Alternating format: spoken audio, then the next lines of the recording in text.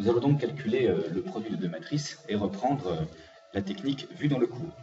Dans le cours, vous positionnez vos deux matrices, la première en bas à gauche, la deuxième en haut à droite.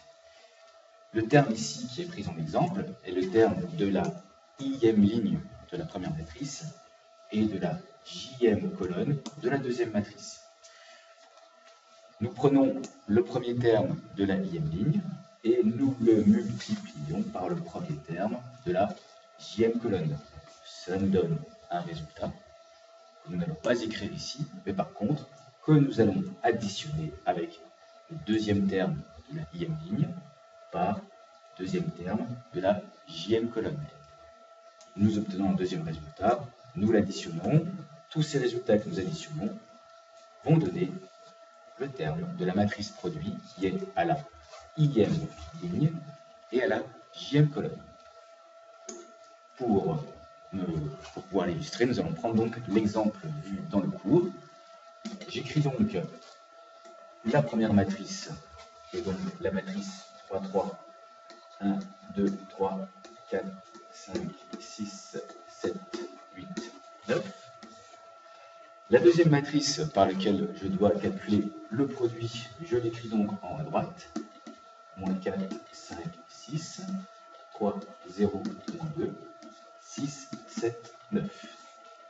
Ici, va se trouver le résultat de ma matrice produit.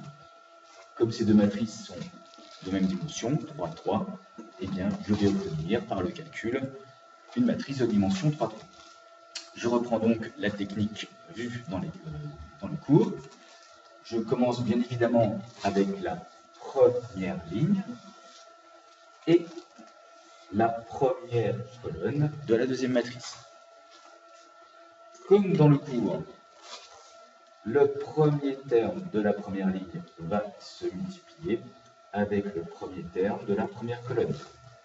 Le résultat, 1 fois moins 4, que je vais additionner avec le deuxième terme de la première ligne par le deuxième terme de la première colonne.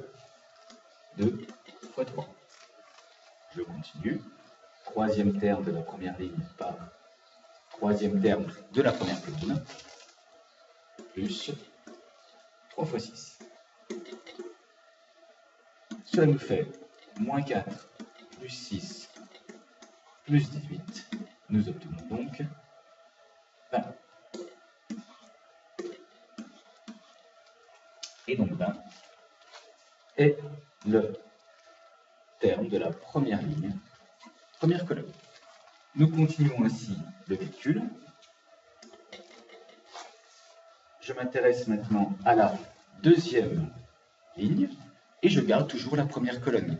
Ainsi, je vais remplir ma première colonne. Je fais le calcul, 4 fois moins 4, plus 5 fois 3, plus 6 fois 6,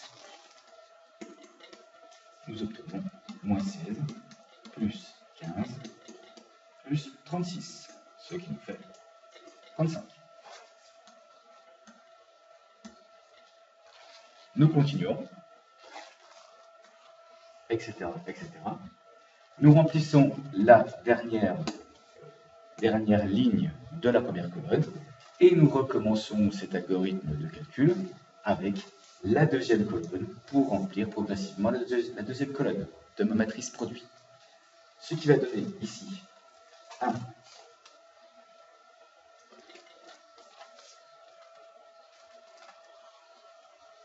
fois 5 plus 2 fois 0 plus 3 fois 7.